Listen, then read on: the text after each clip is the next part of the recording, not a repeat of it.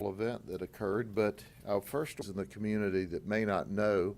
We have two full-time people plus our ag detectives that work animal cruelty cases. And in fact, we've worked two hoarding cases in the last 30 days. And we started this case that I'm about to talk about on August 16th. And you go, why in the world did it take so long to bring this case to a conclusion? Well, I think you'll find out in just a few minutes why it did. But let me first introduce you to our victims. There were three victims. And our three victims were Daisy. Here's a Chihuahua. She's about 4 years old, and she was pregnant with 8 puppies. There were 2 kittens, or young cats, one named Pancake and the other named Luna. And they were loved by their family. The children and all of the victims of the family are devastated because on August 16th, the 3 of these died. And they died because they were poisoned. And we arrested the person that was responsible for that. Originally, our deputies responded to a call from the owners of Daisy, and Pancake, and Luna, and we saw that one of them was in horrific distress. Others had already died, and the one that was in horrific distress died immediately. From there, our animal cruelty investigative unit was contacted, as well as our detectives from our ag unit, and the investigation began.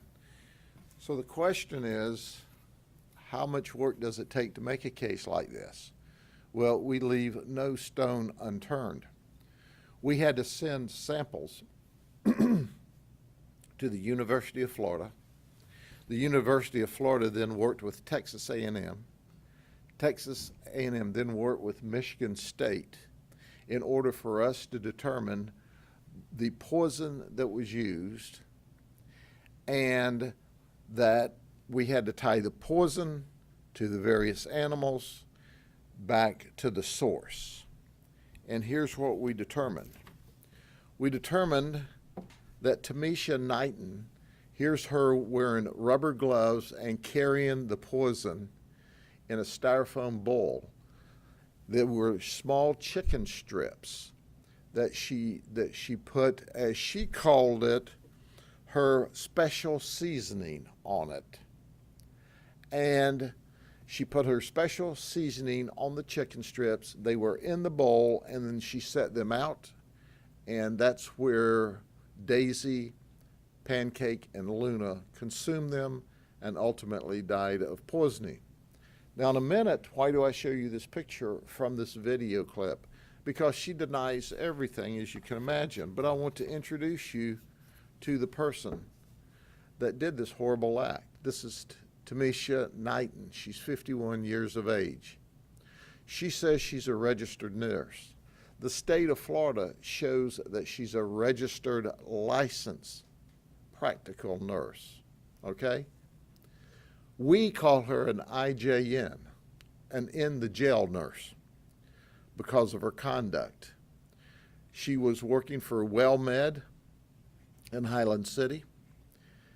When we started this investigation, we had to exhume one of the cats, and we sent all the evidence away. It took from August until last week, and we thank the University of Florida, Texas A&M, and Michigan State for all working on this case so we could bring it together.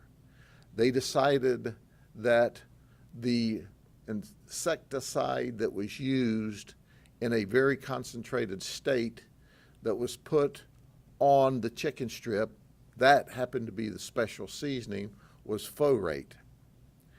And this folate was put in such toxic levels that immediately it caused the death of these 3 animals.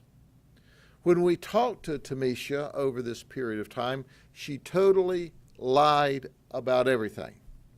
She said, I do put chicken out to feed the neighborhood animals because I care for them.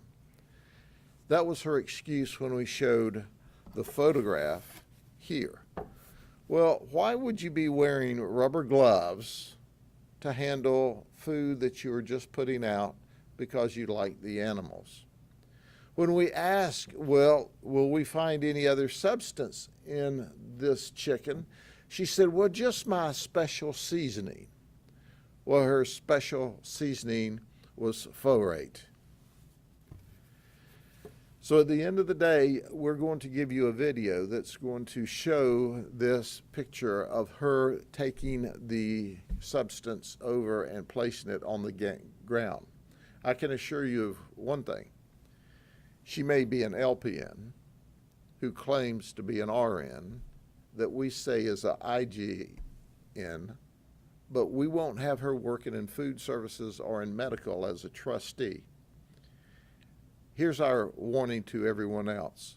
If you're having problems with neighbors and their animals, resolve it with a neighbor peacefully and appropriately and legally, or contact my animal investigations unit. Let us help figure out a resolution with you. Do not ever poison innocent animals unless, of course, you want to go to jail as well. Are there any other questions? Sheriff, why? What did these animals do that just upset her so much that she wanted to do this? She obviously didn't tell us the truth about anything else, but what she told us was that they were coming over into her yard. And she suspected that these animals got into the ant killer because we could see her spreading ant killer around her mobile home. That was her cover.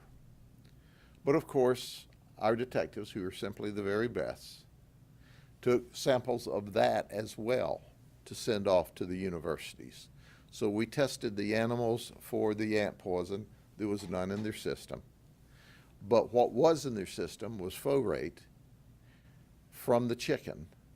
So there was folate on the chicken, there was folate in the system of Daisy and Luna and Pancake.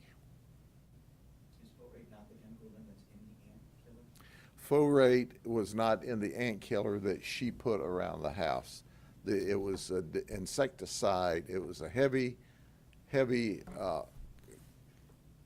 amount of insecticide that she put into this chicken.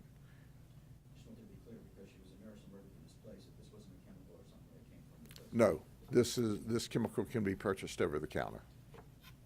And, you know, it was not only the 3 pets, but that Chihuahua also was pregnant. I mean, 8 puppies. With 8 puppies. Yeah, when you hear that, what do you think? Oh, it makes me angry. It certainly makes me angry. So, and you're absolutely right. It was not just the 3. It was 8 more that she killed as well. But, of course, because they were not born yet, we charged with the 3. So why do you do this? There's no excuse for that. There's none. Zero. There's ways to deal with conflict even if you're upset about the cat and the dog, or the cats and the dog. But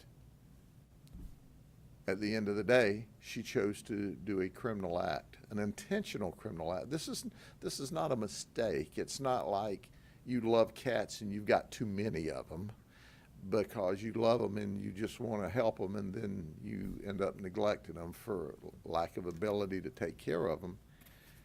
She did an intentional act, and the intentional act ended up with our puppies being killed, our puppy and our kittens being killed. Okay? Is she still in jail right now? I don't know if she's bonded out or not, but she went to jail last night. Do you know how long the 2 had been neighbors? I don't know that, how long the 2 had been neighbors, no. Okay? Thank you all very much. Have a good day.